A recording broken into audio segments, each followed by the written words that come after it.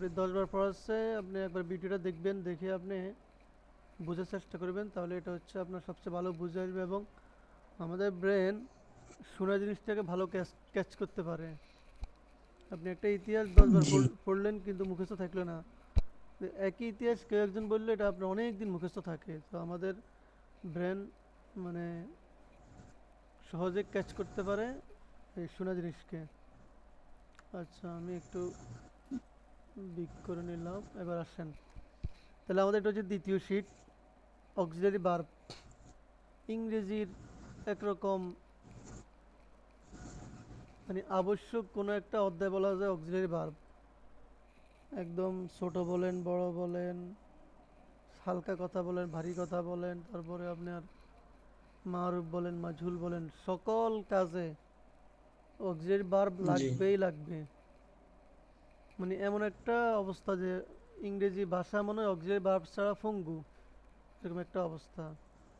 আপনি অনেক সময় মেন ভার্বে কাজ করতে পারেন ঠিক, কিন্তু মেন ভার্ব দিয়ে কাজ হচ্ছে সাধারণ যাপিত জীবনে আমরা এই অক্সিলারি ভার্ব দিয়ে কাজ বেশি করাই।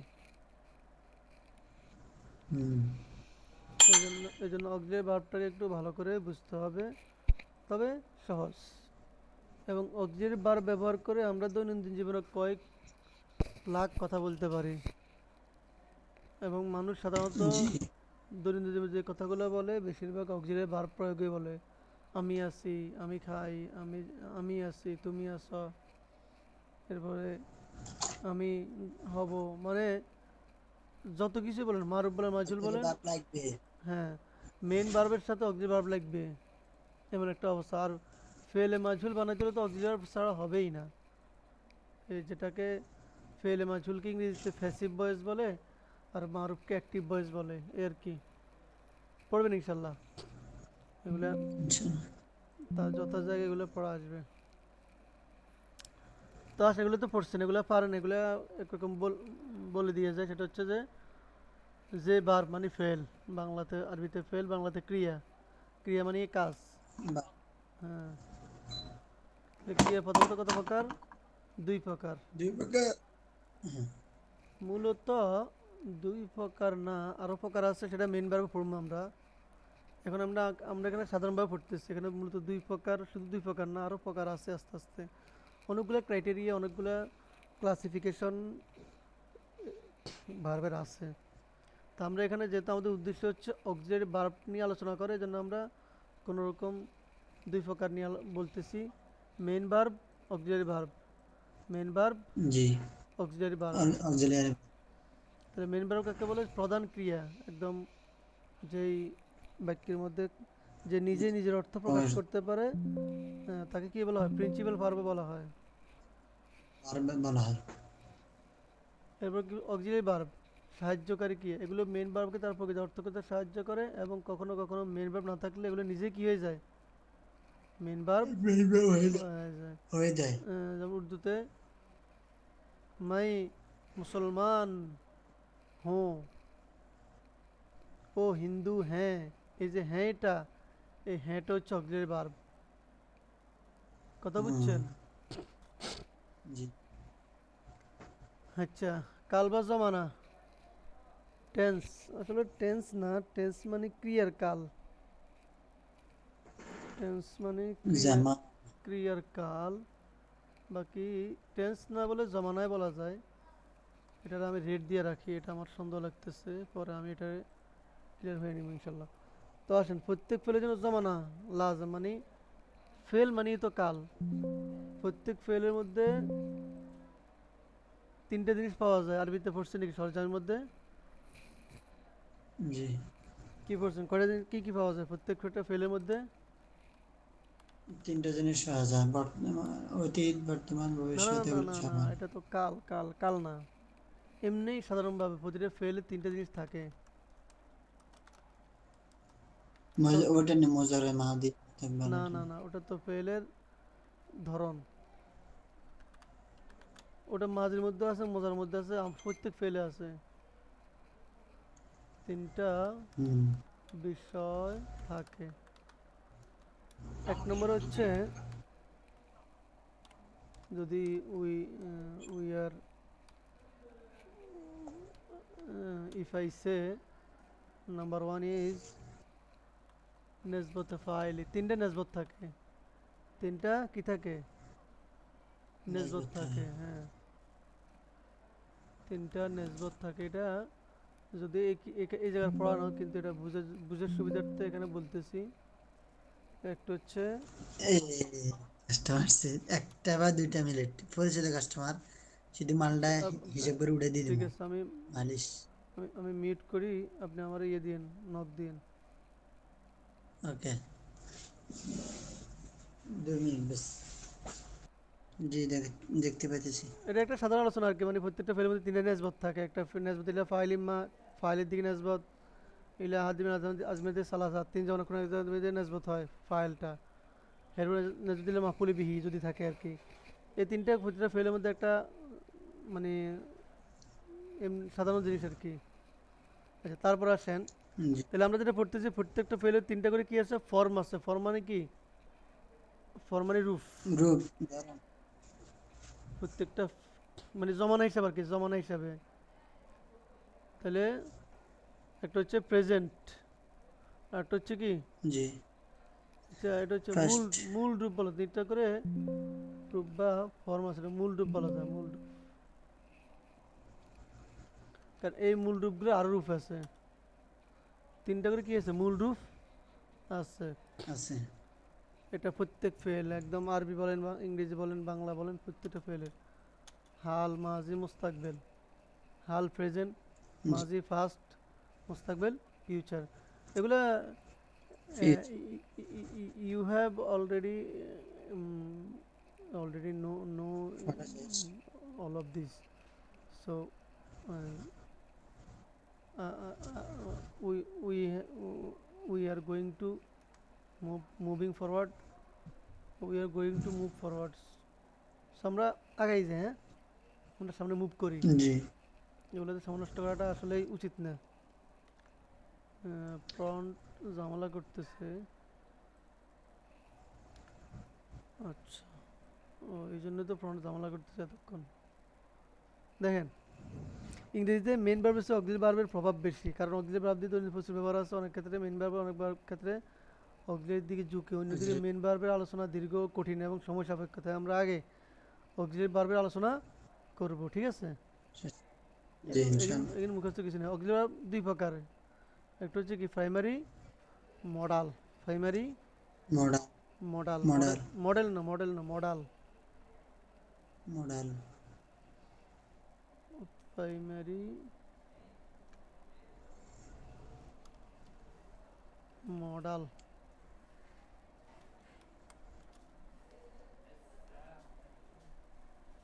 মডাল, মডালটা লিখে দিই, modal primary modal model. Model মানে হচ্ছে আকৃতি আর কি, রূপ। এবার আসেন, প্রাইমারি অক্সিলারি ভার্ব প্রধান সাহায্যকারী ক্রিয়া। ক্রিয়া হ্যাঁ, যে ভার্ব নিজে মেন ভার্ব হিসেবে কাজ করে থাকে, কারণ আচ্ছা কাজ করতে পারে, যে অক্সিলারি ভার্ব নিজেই মেন ভার্ব হিসাবে কাজ করতে পারে, এটা ভেবে করে লিখি। থাকে। কাজ করতে পারে যখন মেন ভার্ব থাকে না, ঠিক আছে। জি আচ্ছা, এগুলো আমি যেগুলো এডিট করি এগুলোর মধ্যে রেড রেড দিয়ে দিন, অথবা এখান থেকে দেখে পড়িয়েন। আর ভিডিওতে ইউটিউবে থাকবে, ইনশাল্লাহ ভালো করে দেখে পড়ে নেবেন। এবার আসেন, প্রাইমারি অক্সিলারি ভার্ব তিনটি, be, have, do. Be, have, do. Be have হ্যাঁ মনে আছে এগুলো, এগুলো পড়ছেন যে বি হ্যাভ জি বি, হ্যাভ, ডু। বি মানে কোনো কিছু হওয়া, থাকা, নিজে। আর হ্যাভ ভার্ব মানে কোনো কিছু আছে, থাকা বা রাখা, মালিকানায় বুঝে আর কি। আর ডু ভার্ব হচ্ছে কোনো কিছু করা, কোনো কিছু জি করা। এরপরে ডু ভার্বের ব্যবহার, আচ্ছা এখানে এটা no need, you will know it when the place come. আচ্ছা, place comes, কাম, ঠিক আছে। হ্যাঁ, এবার আসেন সংক্ষেপে সবগুলো তিনটা ফর্ম বা রূপ। রূপ কি? মূল মূল মূল ফর্ম, মূল তিনোটার মূল সংক্ষেপে সবগুলোর তিনটা। আচ্ছা, বি, বি ভার্বের প্রেজেন্ট ফর্ম কি? এম ইজ, আর। আমি ফার্স্ট ফর্ম কি? ওয়াজ, ওয়ার। ফিউচার কি? ওয়াজ ওয়ার ফিউচার হচ্ছে কি? Will will be. হ্যাভ ভার্বের প্রেজেন্ট ফর্ম কি? Have, has. ফার্স্ট ফর্ম কি? Had. Have future will have. Do ভার্বের উইল হ্যাভ জি do, does, did, will do. Do does did will do হ্যাঁ, এগুলো মুখস্থ ডাজ কীভাবে? বি ভার্ব মুখস্থ কীভাবে? Be present form am is, are. First form was, were. Future form will be. Will be এখানে আরেকটা যদি বলা যায় সেটা হচ্ছে শেল বি। আধুনিক ইংরেজিতে এটা এই আয়ের সাথে ব্যবহার হয় আর কি, শেল বি। সব কিছুর সাথে উইল বি, বাকি আয়ের সাথে শেল বি ব্যবহার করাটা এটা হয়। আই শ্যাল গো, বুঝছেন নি? Hmm I shall be a cell doctor, be will আমি একজন ডাক্তার হব, শ্যাল বি। তাহলে এটা একটা এক্সট্রা দিলাম আর কি। তারপরে ওকে সমস্যা উম, আচ্ছা, হ্যালো, জি are you here? Are you hearing me? আমার শুনতেছেন? জি শুনতেছি এখন আচ্ছা, হ্যাঁ, এরপর আসেন, এটা চক দিলাম। Primary auxiliary verb be, have, do. হ্যাঁ, এগুলোর প্রেজেন্ট ফর্ম কি? জি am is, are. First form was, were. Future will be. এরপরে হ্যাভের কি? Have, has, had, will have. তারপরে ডু ভার্বের do, do does, does did, will do. Do will এগুলো already we have done all of it. আচ্ছা, all of this. এরপর আসেন এগুলো নুফি। এমনি হ্যাঁ, এগুলো ফ্যাশনের আপনার থেকে মধ্যে আমি ইয়েও নিছিলাম, লেসন মানে পড়া নিছিলাম এগুলোর থেকে। এবার দেখেন, আচ্ছা, এখানে একটা মিস্টেক হয়েছে, সেটা হচ্ছে আই। মনে রাখবেন, আই সবসময় বড় হাতের হবে। এবার যদি শব্দের মাঝখানে হয়, তখন আই বড় হাতের হবে। কেন হ্যাঁ, এর বড় হাত দিয়ে লিখি হ্যাঁ, হ্যাঁ, কি বলছেন? ওই ছোট হাতেরও লিখি আই না, না, আই যখন আমি বুঝাইবে তখন আই সবসময় বড় হাতের। এটা you have to remember it. ভালো মনে রাখবেন, ভালো করে মনে রাখবেন। আচ্ছা, এবার আসেন, দেখেন, এখানে এক্সট্রা একটা দুটো জিনিস শিখেছে। একটা হচ্ছে নুফি বানানোর পদ্ধতি। নুফি বানানোর জন্য এটাকে আন্ডারলাইন করে দেয়, এটাকেও আন্ডারলাইন করে দেয়। সেটা হচ্ছে নুফি বানানোর জন্য অক্সিলারি ভার্ব প্লাস নট, এই জিনিসটা খুবই গুরুত্বপূর্ণ। মানে নুফি বানানোর জন্য এই অর্থাৎ না বোধক বানানোর জন্য নুফি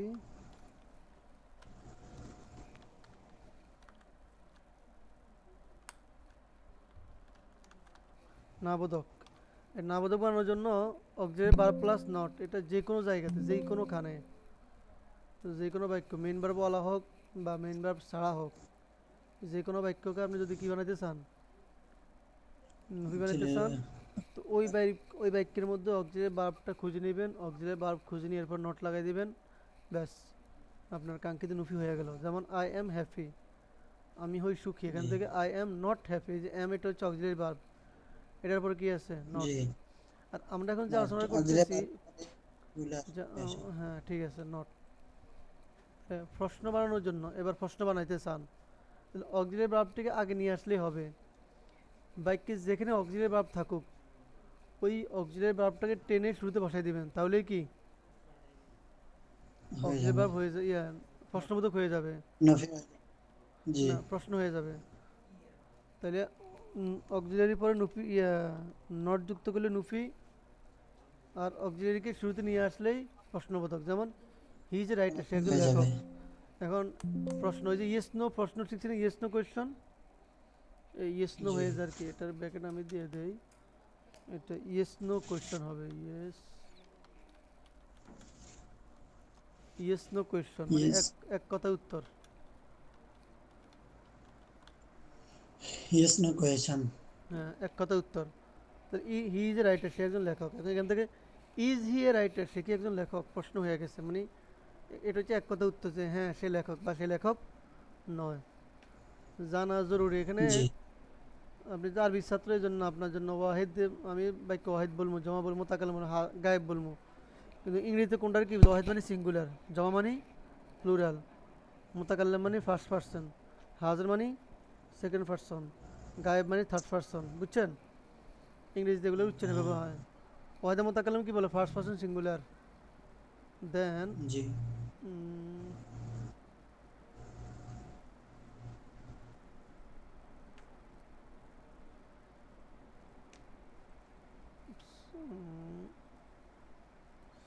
আচ্ছা, তারপরে তাই হোয়ার আই ওয়াজ, এই দেখেন, তাহলে ফার্স্ট পার্সন ওয়াহিদে মোতাকাল্লিম মানে কি ফার্স্ট পার্সন সিঙ্গুলার, সেটা হচ্ছে আই, দুনিয়াতে একটাই আছে আই। তারপরে আসেন হাজের, সেটা কই, এটা তো এলোমেলো হয়ে গেছে। ও এই তো এই তো এই তো আছেন। জি আর ইউ হেয়ার মি, আমরা শুনতে পাইতেছেন? শুনতেছি are you hearing me, hearing শুনতেছেন? Yes are do you hear me, আপনি কি আমাকে শুনছেন? যখন বলতে চাইবেন যে আপনি কি শুনতেছেন মানে বর্তমান, তাহলে আর ইউ হেয়ার মি। আর যদি বলেন যে আপনি কি শুনতেছেন, তো ডু ইউ হেয়ার মি, এটা এভাবে বলবেন। আর যদি কখনো ফরান আসেন তাহলে বলবেন যে আই ডোন্ট হেয়ার ইউ, কি বলবেন? হ্যাঁ আই ডোন্ট হেয়ার ইউ, হ্যাঁ ইউ আমি আপনাকে শুনতে পাইতেছি না। এরপর আসেন, তাহলে জমতা কালাম ফার্স্ট পার্সন ফুল, এগুলো মানে দরকার নাই আপনার। এগুলো যদি ধরেন কেউ যদি আপনার প্রশ্ন করে বসে যে থার্ড পার্সন সিঙ্গুলার কি, তখন আপনি তো আক্কা বাক্কা হয়ে যাবেন, যা এটা এই সিঙ্গুলার মানে কি, তাহলে আপনি সহজে বুঝে নেবেন যে আমরা যেটা ওয়াহিদে জমতা কালাম বলি ওটাই এখানে, হ্যাঁ এখানে ফার্স্ট পার্সন প্লুরাল, হ্যাঁ ঠিক আছে। ওয়াহিদা হাজার সেকেন্ড পার্সন সিঙ্গুলার, জমা হাজার সেকেন্ড পার্সন প্লুরাল, ওয়াহিদা গায়েব থার্ড পার্সন সিঙ্গুলার, আর জমা গায়েব থার্ড পার্সন কি, আমরা এগুলো বুঝে নেবেন, বাংলাতে পড়বেন। জি এরপরে আসেন আমরা এখন তিনোটা বার্বের, তিনোটা প্রাইমারি অক্সিলারি বার্বকে ফেল যুগে প্রয়োগ করবো। তাহলে আপনি ফেল আজকের হ্যাঁ কাজ হচ্ছে প্রথমে এগুলো মুখস্থ করবেন, এই অংশটা, এই অংশটা মানে এই অংশটা ভালো করে মুখস্থ করবেন। ইনশাআল্লাহ although it has been না written, থেকে এগুলো মুখস্থ করতে হবে না তাহলে তো আটকে যাওয়ার হ্যাঁ এগুলো মুখস্থ, তাহলে বি বার্বের কি এম ইজ আর, বি বার্বের প্রেজেন্ট এভাবে মুখস্থ করবেন।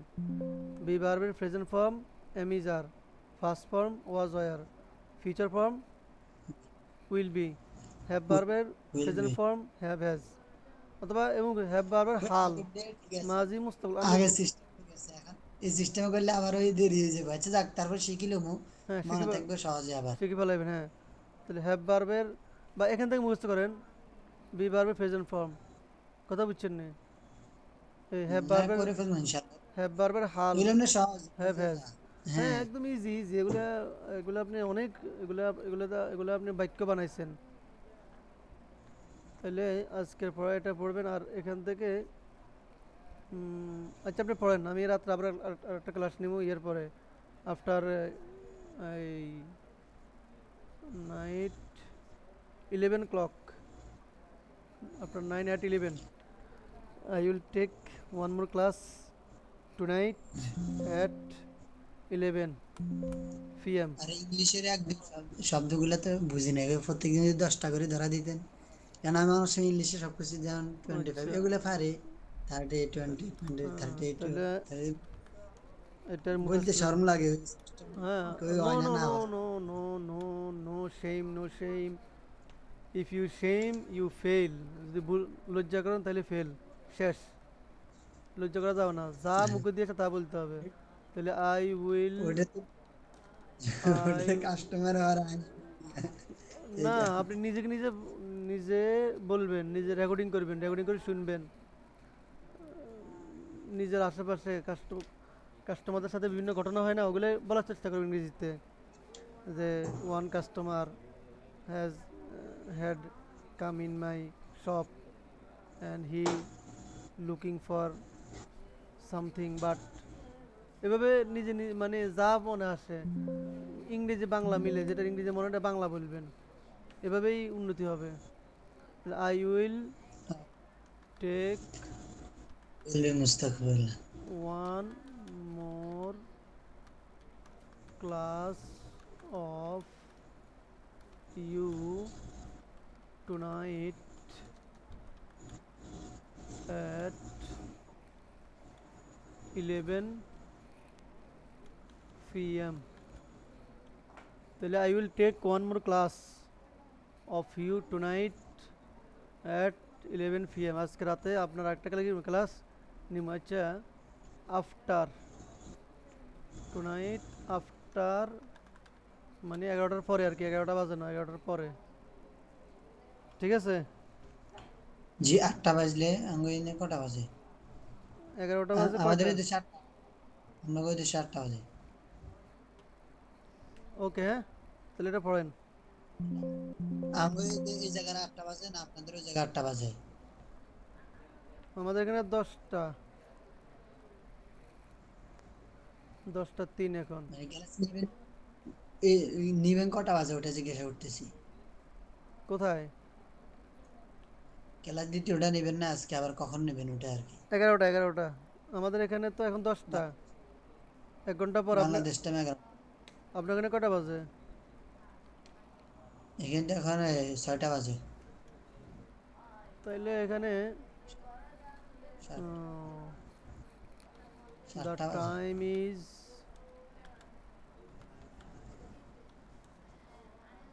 দেয়ার,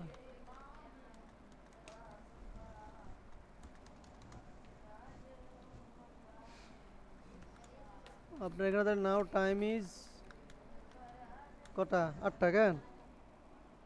8 p.m. Now time is 8 8 p.m. PM। বেশ, আপনার PM মানে টাইম বোঝা নাকি? পিএম মানে দিনের 11টা, 12টা থেকে রাতে 12টা, আর এএম মানে রাতে 12টা থেকে দিনে 12টা। আচ্ছা, MP PM। Hmm, am PM, ঠিক আছে না? তাহলে আমি PM